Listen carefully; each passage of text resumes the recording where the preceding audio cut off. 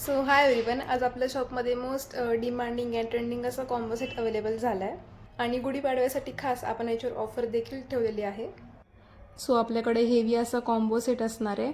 वरती 4 लाईन्समध्ये ठुशी आहे, त्याच्या खाली 26 इंचेस असा राणीहार असणार आहे आणि त्याच्याच खाली 36 इंचेस डमरू पॅटर्नमध्ये रजवाडी मंगळसूत्र आहे.